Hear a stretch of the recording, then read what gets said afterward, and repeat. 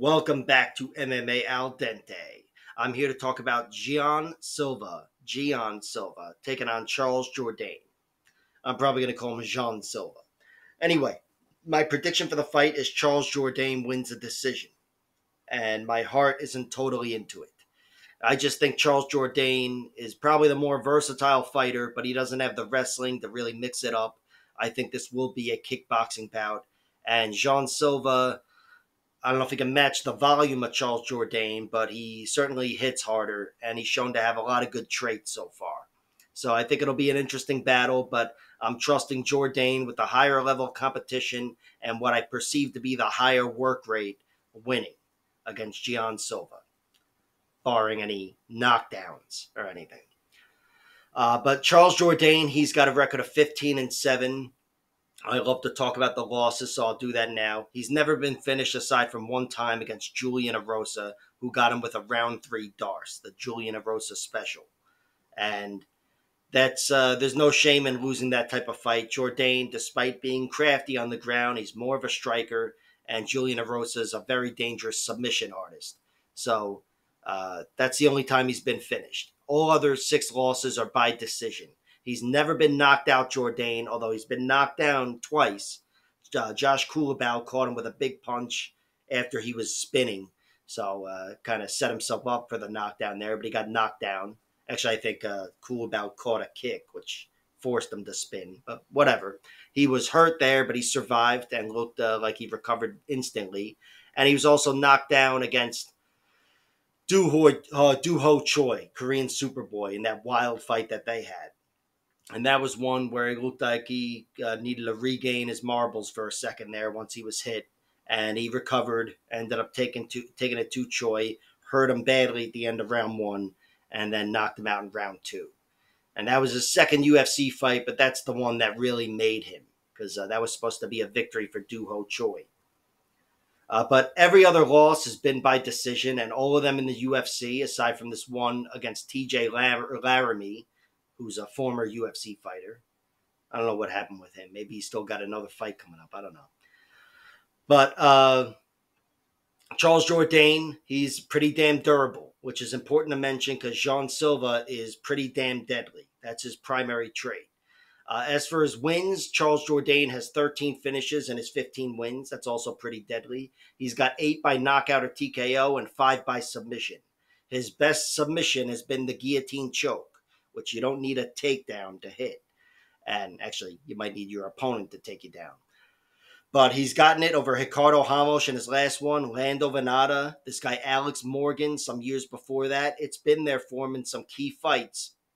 And it's a great trait to have. And honestly, Jean Silva has that same thing going on. He doesn't have the victories that Charles Jourdain does, but he's got 2 submissions, and they're both guillotine chokes. One really quickly and one a little longer. But it's good to know he's got a little submission danger in his back pocket. But it's definitely the back pocket. He's got a record of 12-2, just 2 submissions, but he's got 9 knockouts in his 12 wins. This guy gets it done. And, of course, he got it done against Weston Wilson in his UFC debut at the very end of round 1. Speaking of which, all but one of his finishes take place in round 1, or maybe all but 2, actually. He got 2 TKOs early in round 2. But the guy gets it done by steamrolling his opponents. He's got some serious power, and most guys he fights can't stand up to it.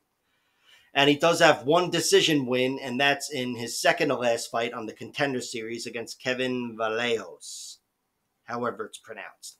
But that was a fight where he had to tame Kevin Vallejos and slow him down, and he took over and really beat him up in the second and third round. Kevin Vallejos was mixing it up and out-moving him early on, but in rounds 2 and 3, it was Jean Silva who took over, and that's a great way to win your only decision, being the better man down the stretch and having that be in a key fight, too. But he also has 2 losses. They're both by decision. He lost to this guy, Pedro Henrique, whose nickname is Psychopata, and that was a fight where Psychopata was in his face throughout the whole fight. It was mostly contested on the feet. The guy was able to stand up to Jean Silva's power and give it back. He had good Muay Thai, and he was in his face and crowded him for all 3 rounds and he didn't hurt him too badly. He wasn't the biggest ass kicking, but he definitely beat him up between the two, and he won a decision. It was a split decision because in round 3 he was deducted for a low blow, which the guy Psychopata did land like at least 3 low blows, so that may have affected Gian Silva.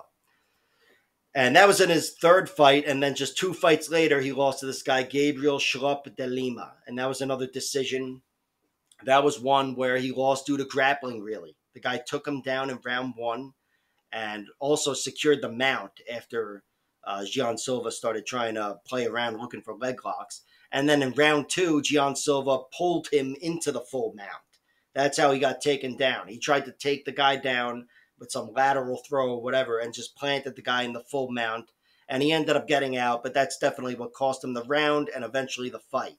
Because in round 3, despite having lost the 2 rounds, Gian Silva took it to Gabriel Schlupp and actually clipped him and had him hurt and then got on top of him, but too little too late and no 10-8. And I meant to rhyme there. But those were both in 2018, 2017. It showed he can be beaten a few different ways. But again, that's 6-7 years ago. And since then, he's looked incredible. He just hasn't fought the level of competition that Charles Jourdain has fought. So, I'm not saying he'd beat or lose to anybody Charles Jourdain beat or lost to, but he just hasn't fought the fucking Shane Burgoses of the world and Nathaniel Wood and whoever else. Some very good fighters that have beaten Charles Jourdain. So I'm going with Jourdain, even though I think it could be a fight that both guys want, especially Jean Silva, though, where they're going to be fighting on the feet. But I still think Jourdain has a lot to offer on the feet. And he's going to be given a little more volume and getting back a little more power coming his way. But I'm favoring Jourdain to make the adjustments and win. And as for the grappling, Jourdain, I don't know if he's got the option with his wrestling, but I do think he's got a little more offer than Jean Silva. And I'm not just saying because he got mounted a few years ago. But Jean Silva, despite having 2 guillotine wins, he can mix it up. But I'd say just without actually seeing any real evidence of it, I'm expecting him to be a step behind that Charles Jourdain as a grappler. So that might be the best course of action if he's able to mix things up somehow. But I don't think he will. I think he'll be caught on the feet. And I think it's a fight he still wins anyway. But really tight. I think it's going to be a good battle on the feet. Again, Jean Silva, I've never seen him hurt. I've seen him make stupid decisions, but never come close to being finished. And he looks pretty damn healthy and has excellent cardio, too. He proved that in his win over Vallejos, or whatever his name is, and even in some of his losses there. So going with Jourdain, but heart's not totally into it. Probably not going to place a bet, but I'll see if anything jumps out to me. Like, share, subscribe, all that horse shit, and check out my other videos, seeing as how they're all filled with stupidity.